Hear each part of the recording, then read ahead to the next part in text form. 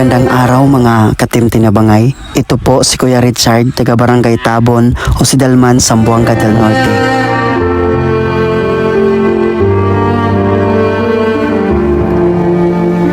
Kahit ganito ang kanyang sitwasyon, ay binubuhay niya ang kanyang pamilya sa pamamagitan ng pangingisda. Kalaot lang yun, kabuang pangusulong pambor. Sahay, lamin na kayo hila kayo, wala na may bugas o may makaon. Napay tambal ni Papa.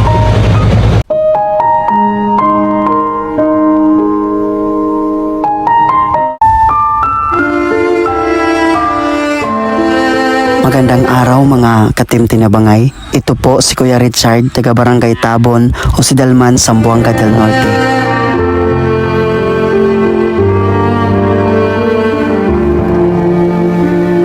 Ganito ang kanyang sitwasyon, ay binubuhay niya ang kanyang pamilya sa pamamagitan ng pangingisda.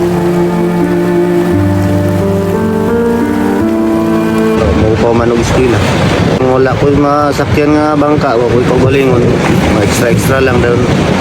Sahay, mapikhan may bugas kayo, di mo ko kalawad.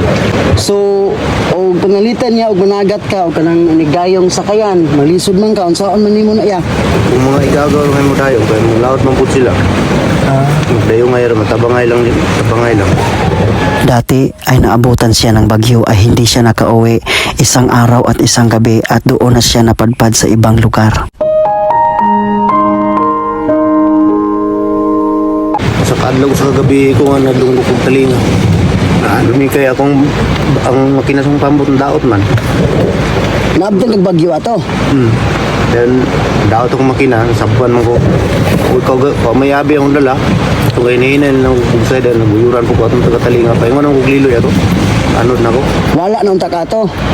Rito akong una-una nga makaabot na yung kugdapin. Bahala ka asa ko man dagsa. Naabtan ko pero di raman po kumakuan kay anad naman po ko kay mananagat na. Ikan sa pagkabata, mananagat naman yun ko. At maliban sa pangingisda ay marunong din siyang lumangoy, manghuli ng isda gamit ang pana.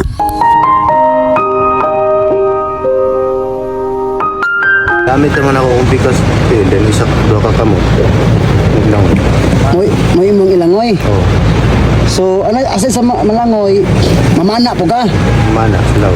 Kanang sapayo. Panog tilapia. Muro yung saligan pamugas kung makalawad ko.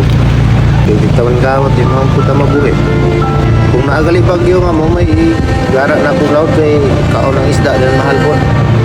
So, kung kayo kung di ka muli yung kay ma-income. Ang nadaanan niyang kahirapan na hindi niya makakalimutan, yung nagkasakit ang kanyang ama, manghiram na lang siya ng bangka para makapunta sa laot para may makain at may pambili ng gamot.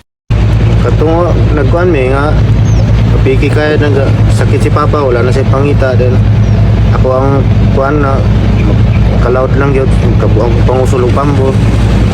Sahay, lamin na kayo hila kayo, wala na may bugas o may makaon. Napay tambal ni Papa. Ito nga kuya no, galanto ko nimo niya saludo kay kunimo kay bisan og ginana ang imong sitwasyon nga naglisod kag lakaw, tulog na ning kamot gihapon ka para sa imong pamilya. Ang uban ni nana ya imong sitwasyon dili na mo trabaho na lang sa syudad mo manglimos. Pero ikaw yung kamot gihapon ka bisan nana ang imong sitwasyon. Minsan kapag pumunta siya sa syudad ay mapagkamalan siya ng pulubi at may mag-abot ng barya pero hindi niya tinanggap dahil hindi niya gusto kumita ng pera na hindi niya pinaghirapan. Wato kay kung dipulog ka na magpalit ko spisa sa makina kay isugo ko kay ako may dali makakuan kay kabalong ko mga makina. May muhatag na ako dito mo daw dito nga na ko sila na mo kwarta ma'am sorry kayo. Sa inyo ana lang na kay ako katiguro ko mangita kwarta bisan tinuod. Kaya ako dito ko gusto nga mga ayaw ko sa like tao gusto na ako ang income din. So ito man ako mga igagaw kay kung say magkuyog ni. Mana sila nga dawata ko kay ikipog siguro na sila din muhatag pa na ako din. Naaram ko kwarta. Lagi. Sa ginamay, ginagmay rapid. Wapo man tong di ka mga ayaw, imo ang kaugalingong pang nang kamot ba? Sakto sa kayo, ano may kumbati kayo. Dayon niya, so karon niya naarap po gamay tabang hatag niya kanimo. So ginagmay ra niya, manginaot ko nga makatabang po nimo ya.